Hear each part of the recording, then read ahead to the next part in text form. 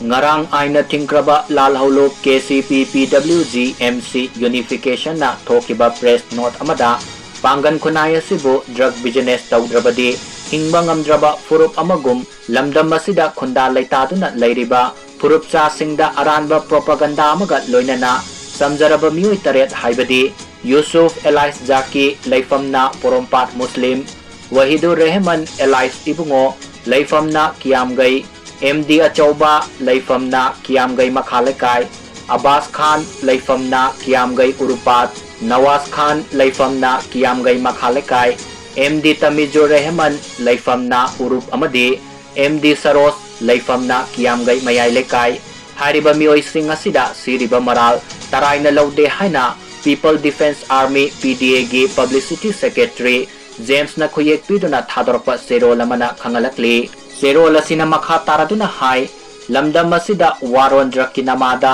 samjaraba Pangal community sigi samna miyam amadi laingak na yaba maungda business macha macha tawjariba singda puba thangba ngamloidaba sel gi demand tawsinduna aki akhang kaya piri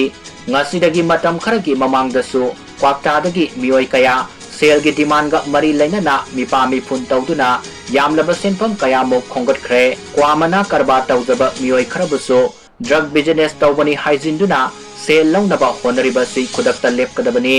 Pangal community na Khundaba Khun singi manungda kanagumba lup amatana PDA gi Ayaba Yaodana Thabak amba fawba Pangthokpa Yaroi hairi drug manghanabagi oinadi PDA gi achetpa fireb leijai Pangal community sigi manungda leiriba drug business tawriba mioi sing maru fangna mutatuna manghangani haibasi PDA gi lengdraba wasakni lupki wafa masigi ona tainabada aina tingkraba lalhaulop KCPPWG MC na